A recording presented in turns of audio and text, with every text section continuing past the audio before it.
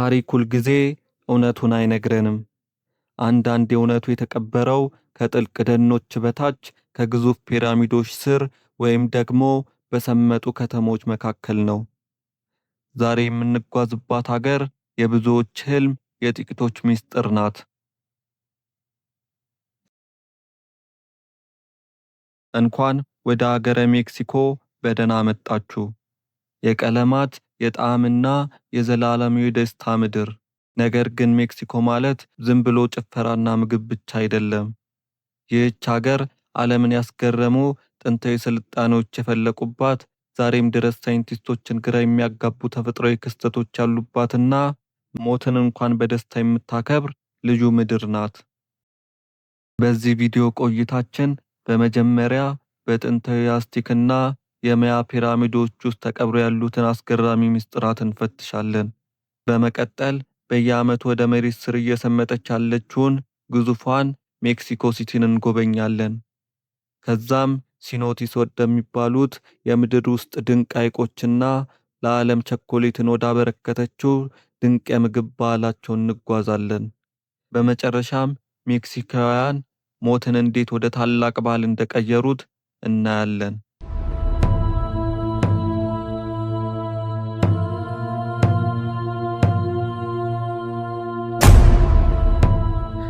ታሪክ ሁልጊዜ በህንፃዎች ላይ ይጻፋል። ነገር ግን በአሜሪካ አህጉር እምብርት በሜክሲኮ ጥቅጥቅ ያሉ ደኖች ውስጥ የተቀበሩ ስልጣኔዎች ታሪካቸውን የጻፉት በድንጋይ ብቻ ሳይሆን በከዋክብትም ጭምር ነው። ለብዙዎቻችን ፒራሚድ ሲባል ትዝ የሚለን ግብጽ ነው። ነገር ግን ሜክሲኮ ከግብጽ በላይ ብዙ ፒራሚዶች አሏት። ልዩነታቸው ግን እጅግ ሰፊ ነው። የግብጽ ፒራሚዶች ለነገስታት መቃብርነት ሲያገለግሉ፣ የሜክሲኮቹ ግን መቅደሶች ነበሩ። የማያና የአዝቴክ ፒራሚዶች አናት ላይ ጠፍጣፋ መድረክ አላቸው። ይህም ለአማልክቶቻቸው መስዋዕት የሚያቀርቡበትና ከዋክብትን የሚቆጥሩበት ቦታ ነበር። የግብጽ ፒራሚዶች ግድግዳቸው ለስላሳ ሲሆን፣ የሜክሲኮቹ ግን ደረጃ ያላቸውና ሰዎች እስከ ጫፍ ድረስ መውጣት የሚችሉባቸው ናቸው። በአጭሩ ግብጾች የሞቱ ሰዎችን ሲያከብሩባቸው፣ ሜክሲኮዎች ግን ለሕያው አምልኮና ለስነ ከዋክብት ምርምር ይጠቀሙባቸው ነበር። ማያኖች የጥንቱ ዓለም አንስታይኖች ነበሩ።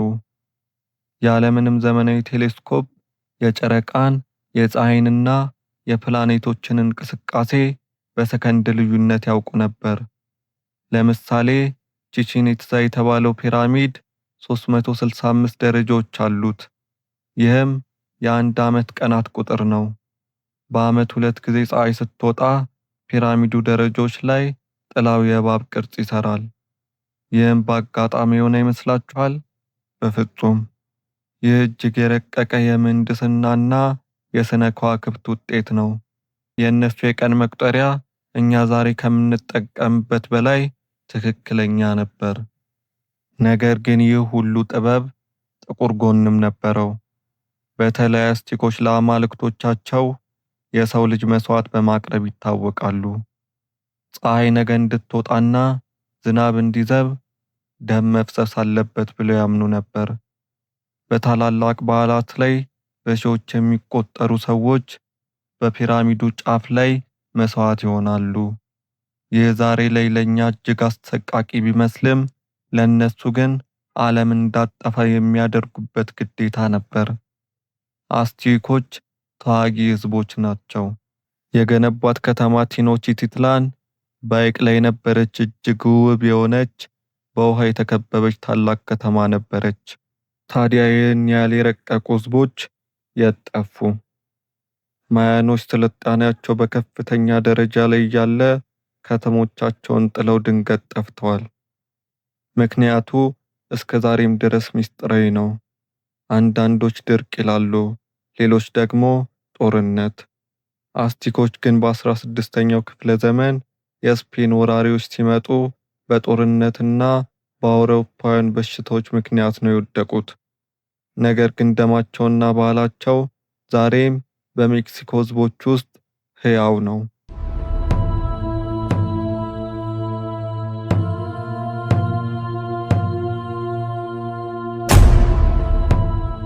በዓለም ላይ ካሉ ግዙፍ ከተሞች አንዷ ነች።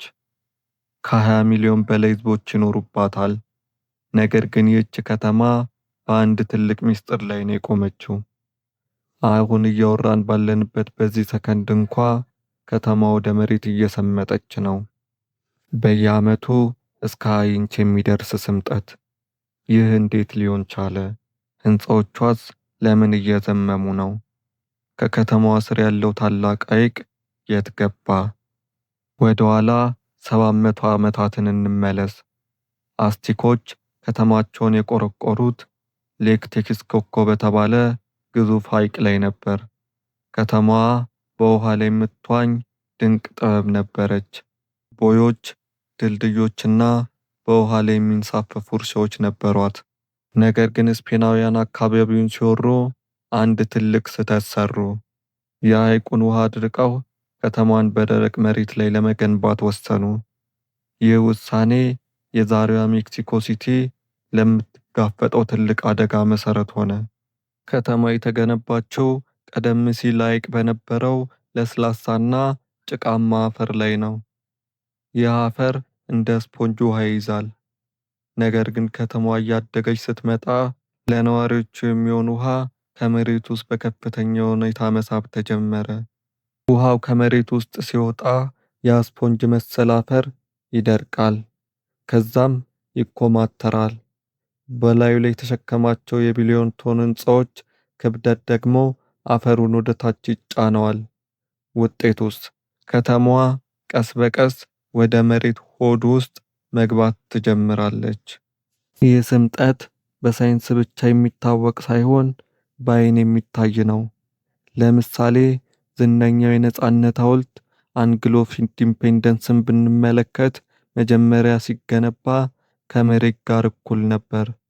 አሁን ግን ወደ ላይ ወጥቶ ስለታየ ተጨማሪ ደረጃዎች ተሰርተውለታል።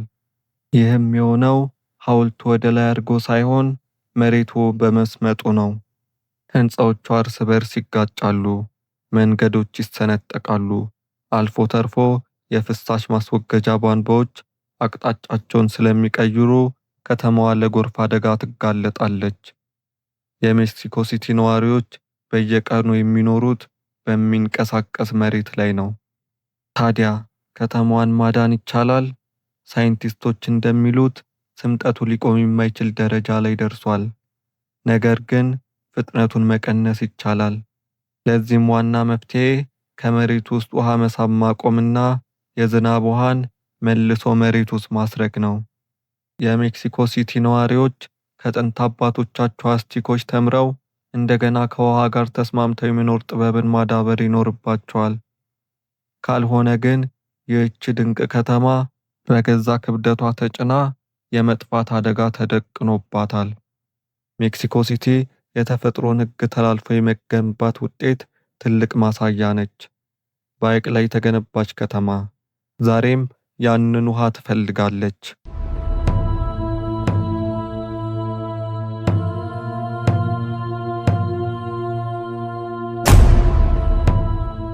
በሜክሲኮ ዩካታን ጫካዎች ውስጥ የተደበቀ አንድ አስገራሚ ዓለም አለ። ከመሬት በታች የሚገኝ ጥርኝ የሚመስሉና ሰማያዊ የጠራ ውሃ የያዙ አስደናቂ ሐይቆች ሲኖቲስ ይባላሉ። እነዚህ ቦታዎች ለቱሪስቶች ውብ የመዋኛ ስፍራ ቢሆኑም ለጥንታውያን ማያኖች ግን የውሃ ምንጭ ብቻ አልነበሩም። ወደ ሙታን ዓለም የሚወስዱ መንፈሳዊ በሮች ናቸው ብለው ያምኑ ነበር። ሲኖቲስ የተፈጠሩት በተፈጥሮ አስገራሚ ክስተት ነው። የሜክሲኮ ዩካታን አካባቢ መሬት በብዛት የተሰራው ከኖራ ድንጋይ ነው። ዝናብ በሚዘንብበት ጊዜ ውሃው ወደ መሬት ውስጥ ይሰርጋል። በመቶ ሺዎች ለሚቆጠሩ ዓመታት ይህ ውሃ የመሬቱን ክፍል እየሸረሸረ ግዙፍ የዋሻ ክፍሎችን ይፈጥራል። በመጨረሻም የዋሻው ጣሪያ ሲደረመስ ዛሬ የምናየው ሲኖቲስ ወይም የምድር ውስጥ ሐይቅ ይፈጠራል። በዩካታን ግዛት ብቻ ከ6000 በላይ ሲኖቲስ እንደሚገኙ ይገመታል። ለጥንታዊ የማያ ስልጣኔ ሲኖቲስ ቅዱስ ስፍራዎች ነበሩ። ሺባልባ ወደሚባለውና የሞቱ ሰዎች ነፍስ ወደሚኖሩበት ዓለም መግቢያ በሮች እንደሆኑ ያምኑ ነበር። በእነዚህ ጥልቅ የውሃ ጉድጓዶች ውስጥ ማያኖች ለአማልክቶቻቸው ስጦታዎችን ያቀርቡ ነበር። አርኪኦሎጂስቶች በሴኖቲስ ውስጥ በቆፈሩበት ወቅት የወርቅ ጌጣጌጦችን፣ የሸክላ ዕቃዎችንና የሚገርመው ደግሞ የሰው ልጅ አጽሞችን አግኝተዋል። ይህም ማያኖች ዝናብ እንዲዘንብላቸውና ሰላም እንዲያገኙ የሰው ልጅ መስዋዕትነትን ያቀርቡ እንደነበር ያሳያል። ወደ ውስጥ በጠለቅን ቁጥር ዓለሙ ይበልጥ ይለወጣል። አንዳንድ ሲኖቲስ በመቶዎች የሚቆጠሩ ኪሎሜትሮችን ርዝመት ባላቸው የመሬት ውስጥ ዋሻዎች የተቆራኙ ናቸው። ይህ በዓለም ላይ ትልቁ የመሬት ውስጥ የውሃ መንገድ ነው። ጠላቂዎች እዚህ ውስጥ ሲዋኙ ሃሎክላይን የተባለ አስገራሚ ክስተትን ይመለከታሉ። ይህም የጨው ውሃና ንጹህ ውሃ ሳይቀላቀሉ ንብርብር ሲፈጥሩ ነው። በካሜራ ላይ ሲታይ ልክ በውሃ ውስጥ ሌላ የሚፈስ ወንዝ ያለ ይመስላል። ዛሬ ሲኖቲስ በዓለም ዙሪያ ያሉ ቱሪስቶችን ይስባል። እንደ ኤኪል ያሉ ሲኖቲስ በውበታቸው የታወቁ ናቸው። ነገር ግን የተፈጥሯዊ ሀብት በአደጋ ላይ ነው። ከመጠን በላይ የሆነ የቱሪስት ግንባታዎችና የቆሻሻ አወጋገድ ስርዓት የሌላቸው ሆቴሎች ይህን ንጹህ ውሃ እየበከሉት ይገኛል። እነዚህ ጥንታዊ ቦታዎች ካልተጠበቁ ለሺህ ዓመታት የቆየው ታሪክና የተፈጥሮ ውበት ለዘላለም ሊጠፋ ይችላል።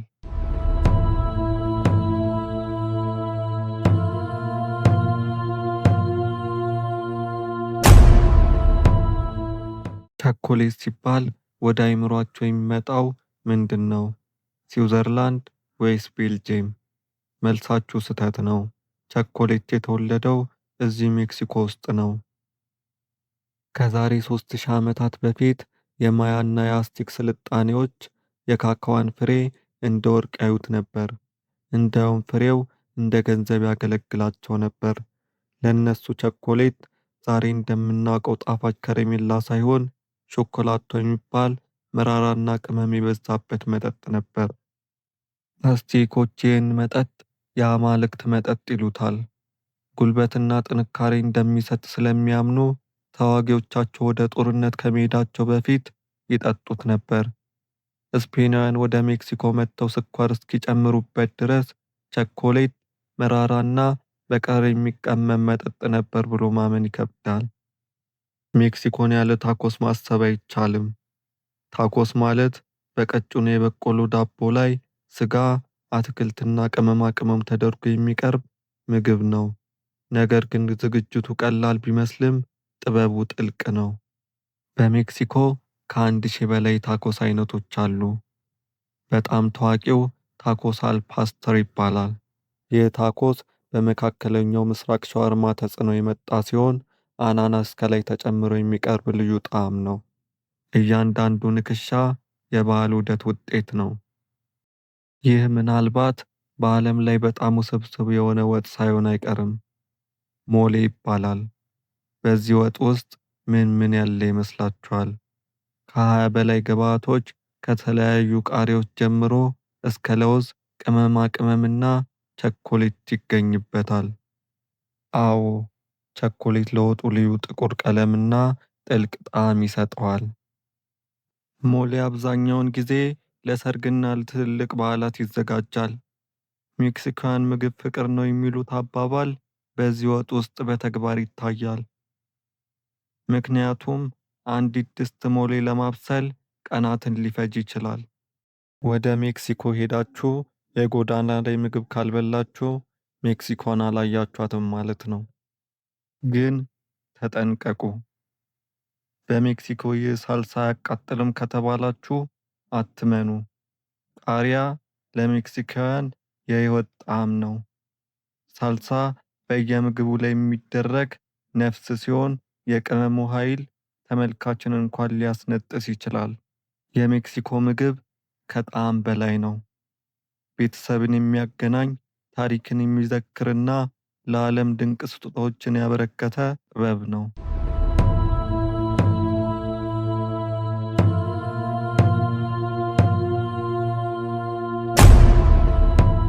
ሞት ሲነሳ አብዛኛው ሰው የሚያስበው ጥቁር ልብስን፣ ለቅሶንና ሐዘንን ነው።